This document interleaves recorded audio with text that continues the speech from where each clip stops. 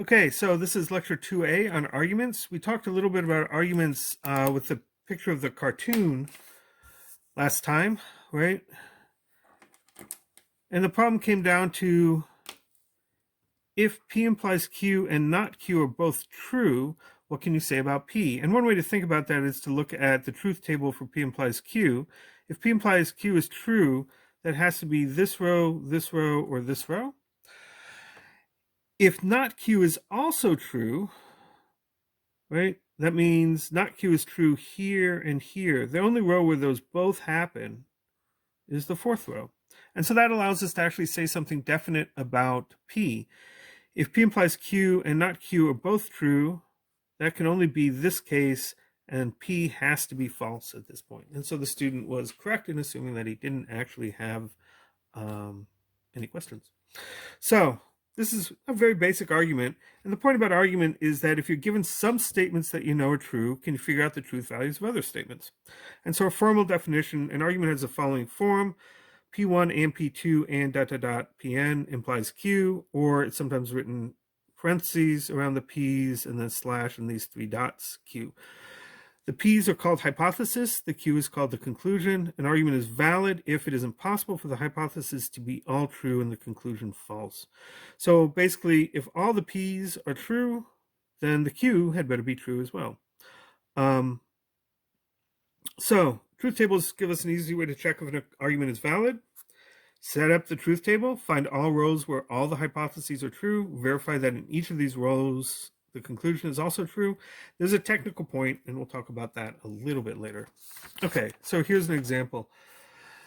Is the argument P implies R, P implies Q, therefore P implies R and Q valid? So I'm going to write this in the side here. The hypotheses are P implies R and P implies Q. Those are in blue. The conclusion is P implies R and Q, and I will write that in red. So this should be blue, right? P implies R is one of my assumptions. P implies Q is my other assumption, and we'll just have those all in blue.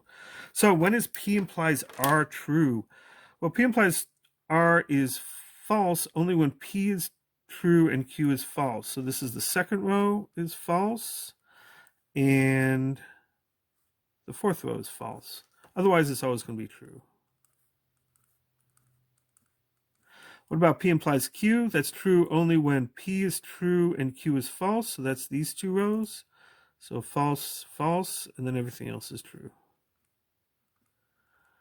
Now my conclusion is P implies R and Q. Let's put that in red. So when is an implication true or false? Well, the easiest thing to do is to say, well, whenever P is false, this is definitely true. So it's going to be true here, here, here, and here. If P is true, then we have to think about the second part. R and Q, when is that true? That's true only when R and Q are both true. So these first four rows all have P being true. To get a true implication, we would need both R and Q to be true as well. So that's only this first row. And these three rows are false. Here, P, Q, and R are all true. Here, R is false, so that means R and Q is false, but P is true, so that's a false statement, etc. So there we go. So that's filled out the truth table now. Now the question is, in every row where the hypotheses, the things in blue, are both true, let's pick out those rows. Here's one row where they're both true, and then these four rows at the bottom have both of them true. Now, if those are both true, is the conclusion true? Yes. Whenever these two are true, these are also true. Right? In any row where the two hypotheses are true,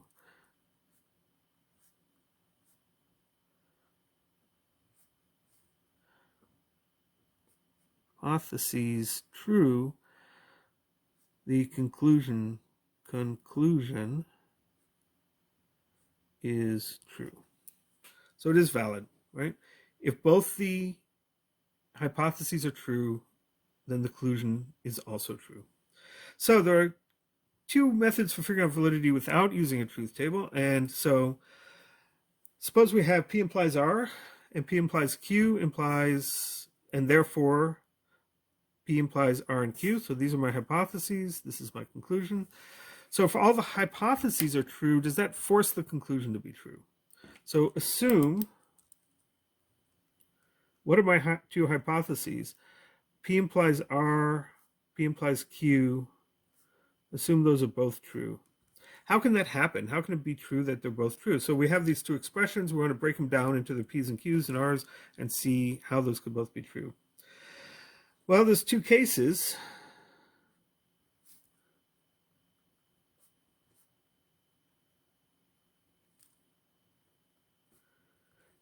They could both be true because P is false. If P is false, then both those statements are true.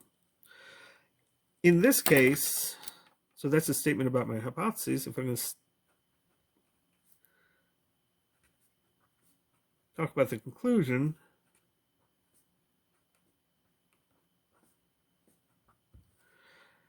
well, P being false means that the conclusion is definitely true.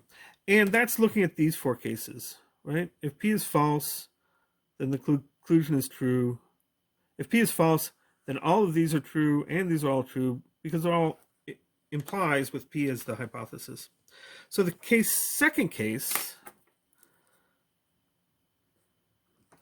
right? What if these are both true because P is true?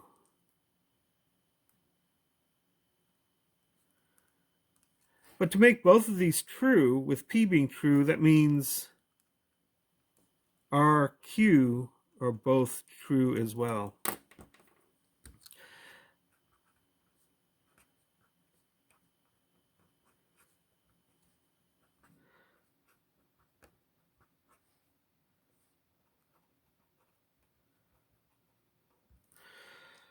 Right, but if P is true and R is true and Q is true, then P implies R and Q.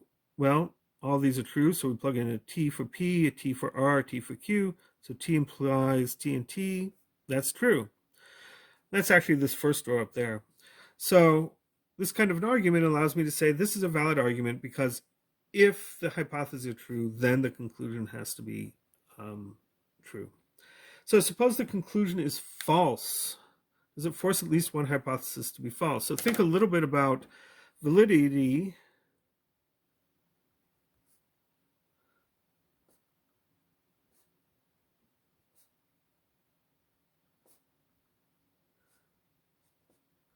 So validity is trying to capture this idea. If all your hypotheses are true, then there has to be a true conclusion. So what does false conclusion mean if your argument is still valid?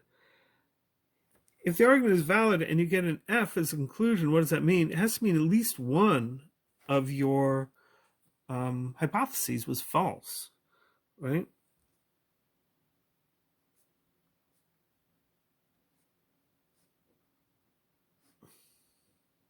So if every row that has at least one false hypothesis has the conclusion being false, then it's also a valid argument because that means every row where all the hypotheses are true gives you a true statement. So if it's a valid argument. So if the conclusion is false, so that forces at least one hypothesis to be false. So assume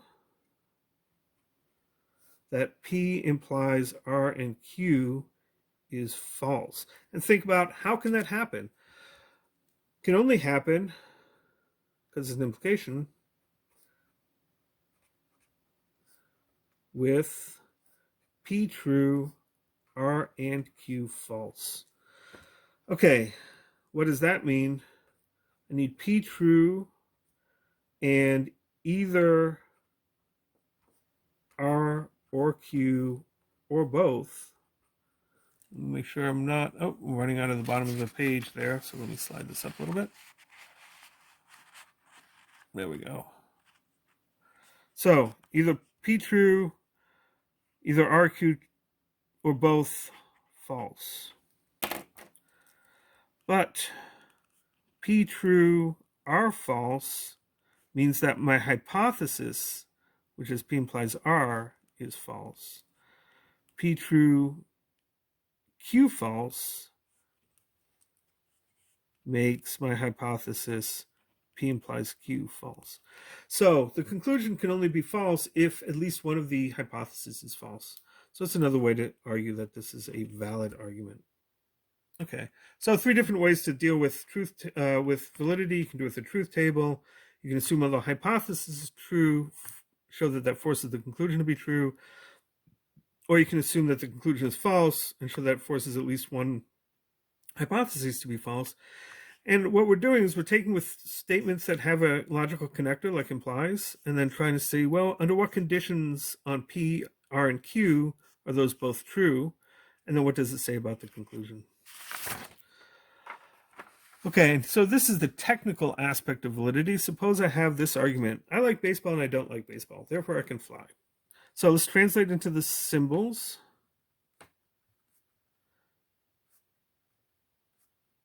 I should use black here, but that's okay. Q equals I can fly. So we have 2 statements.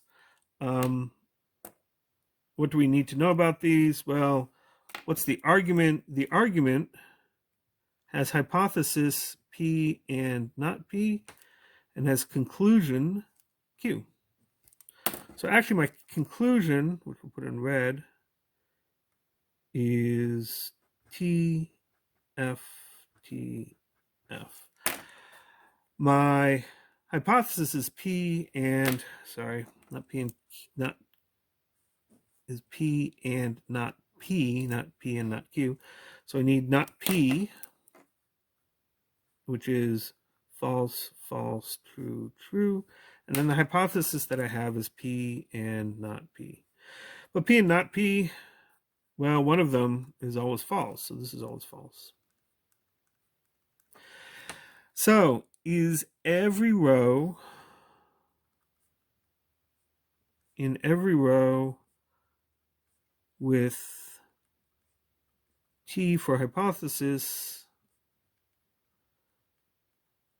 is conclusion also T? And the answer is there are no such rows.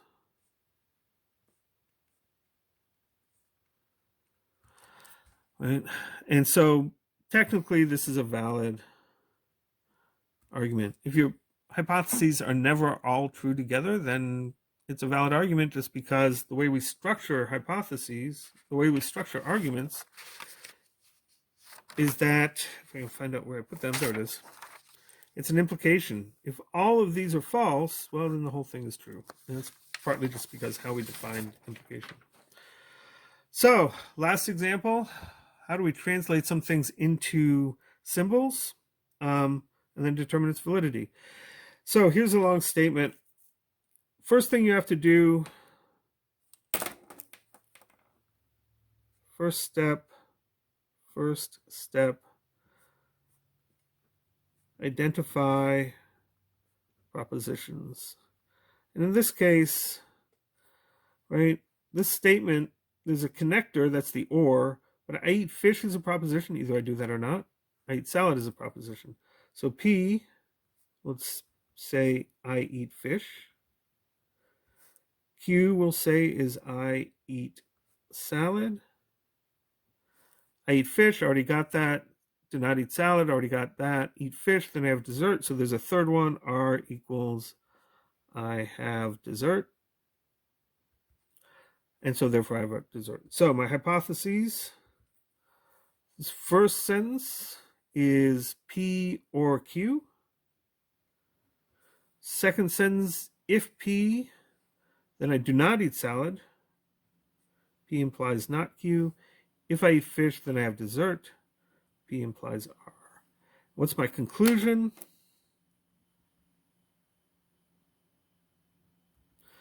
I have dessert. It's just straight up R.